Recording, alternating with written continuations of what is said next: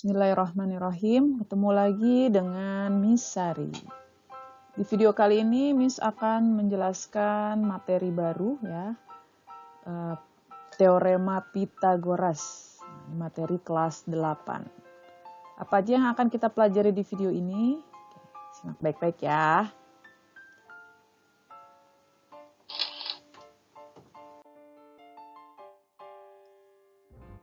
Oke, apa sih teorema Pythagoras itu?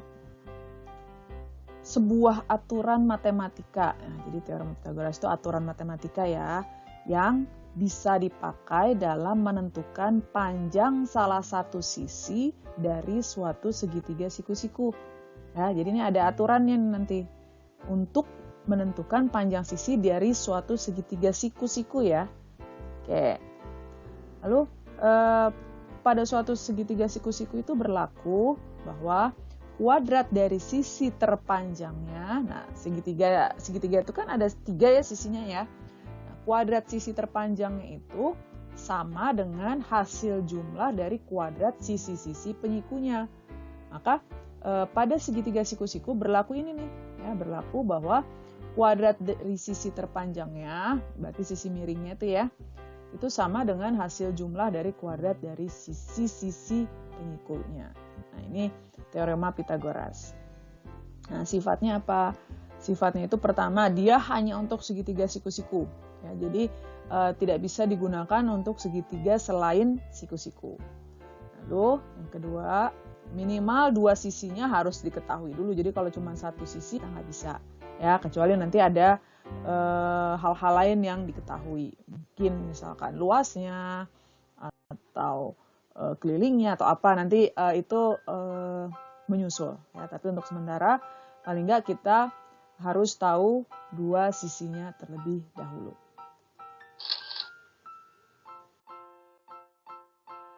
Nah, sebelum masuk lebih lanjut, kita harus bisa mengidentifikasi segitiga siku-siku dulu ya.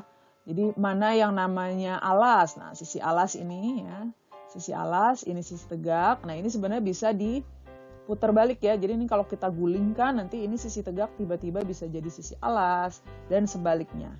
Nah, tapi satu yang tidak boleh sampai salah itu adalah sisi miring. Sisi miring ini adalah sisi yang berhadapan dengan sudut siku-sikunya. Ya, nah lambang siku-siku itu seperti garis begini nih, kotak begini nih. Nah ini lambang sudut siku-siku. Maka kalau sudut ada tanda ini berarti dia sudutnya siku-siku. Besarnya berapa? Besarnya 90 derajat. Maka sisi yang berada di hadapannya sudut siku-siku itu kita sebut sisi miring. Oke? Harus bisa ya. Sehingga kalau nanti posisinya mau dibalik atau namanya diganti, kita tetap tahu. Intinya adalah kita harus bisa menentukan mana yang sisi miring. Oke, bisa ya. Nah, sekarang rumus Pythagoras. Rumus Pythagoras itu apa sih? Rumus yang diperoleh dari materi teorema Pythagoras tadi. Nah, tadi apa sih teorema Pythagoras? Masih ingat bahwa kuadrat dari sisi terpanjangnya, berarti sisi miringnya, adalah jumlah dari kuadrat sisi penyikunya. Nah, ini kita lihat nih tadi ya dari teoremanya itu, sehingga kita bisa dapatkan suatu rumus bahwa C kuadrat, nah C-nya itu kan ini sisi miring, sisi yang terpanjang, sisi yang ada di hadapan sudut siku-siku. Nah, C kuadrat ini adalah jumlah dari sisi penyikunya. Sisi penyikunya itu yang mana? Berarti sisi selain sisi miring. Ada A dan B. Maka C kuadrat adalah A kuadrat tambah B kuadrat. Inilah yang kita sebut rumus Pythagoras. Dapatnya dari mana? Dari teorema tadi, bahwa jumlah kuadrat dari sisi terpanjangnya adalah jumlah kuadrat dari sisi-sisi penyikunya. Nah, muncullah rumus ini. Nah, hurufnya ini bisa berganti ya. Kadang bisa mau PQR boleh, KLM boleh. Intinya adalah kita harus tahu bahwa C kuadrat itu adalah sisi miring. Sisi miring yang mana? Sisi di hadapan sudut siku-siku. Oke, bisa ya. Nah, kegunaannya apa? Ya, ada beberapa kegunaan ya. Salah satunya kita bisa menentukan jenis segitiga nanti ya. ini segitiganya. Lalu kita juga bisa menentukan diagonal bidang kubus atau balok, juga diagonal ruang kubus dan balok. Nah, tapi yang utama tentu kita bisa menentukan panjang sisinya. Gitu ya. Oke, kita coba ke contoh soalnya ya.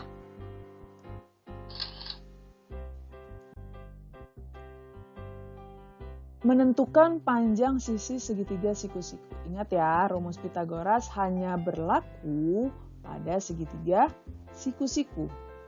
Oke, contoh soal yang pertama nih. Diketahui segitiga siku-siku ABC. Nih, A, B, C. Dengan siku-siku di B. Nah, ada lambangnya ya. Siku-siku di B yang digambarkan di samping ini. Tentukan panjang AC. Nah, ada tanda tanyanya nih. Nah, AC itu apa? AC itu berarti sisi miringnya, ya kan?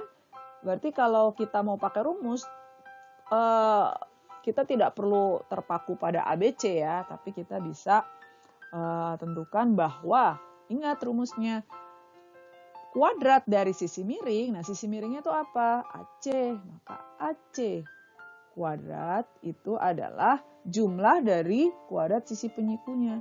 Berarti AB kuadrat ditambah BC kuadrat. Nah, ini adalah rumus Pitagorasnya.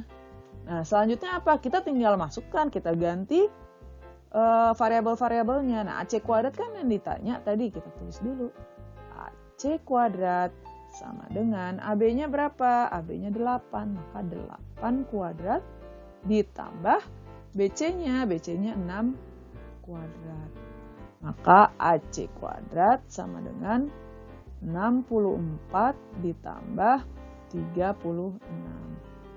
Maka AC kuadrat sama dengan 100. Kalau AC kuadrat sama dengan 100, maka AC-nya berapa? AC-nya sama dengan akar dari 100. Berapa akar dari 100? 10. Gitu. Mudah ya?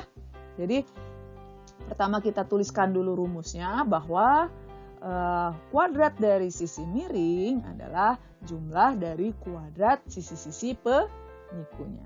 Oke, kita coba satu soal lagi ya. Oke, soal yang kedua. Diketahui segitiga siku-siku DEF. Nah, ini DEF ya, DEF. Dengan siku-siku di E, nih ada lambang siku-siku lagi ya, siku-sikunya di E. Digambarkan seperti ini. Tentukan panjang DE. Nah, langkahnya sama seperti tadi ya, kita tuliskan dulu rumusnya. Oke, pertama mana sisi miringnya? Oke, sisi miringnya adalah DF, maka kita tulis langsung DF kuadrat ada sama dengan jumlah kuadrat sisi-sisinya, berarti ada apa tuh? Ada DE kuadrat ditambah EF kuadrat. Nah, DF kuadrat berarti berapa kuadrat? 15 kuadrat. Sama dengan DE-nya, DE yang ditanya. DE kuadrat ditambah EF-nya berapa? EF-nya 9, maka 9 kuadrat. 15 kuadrat berapa? 15 kuadrat adalah 225.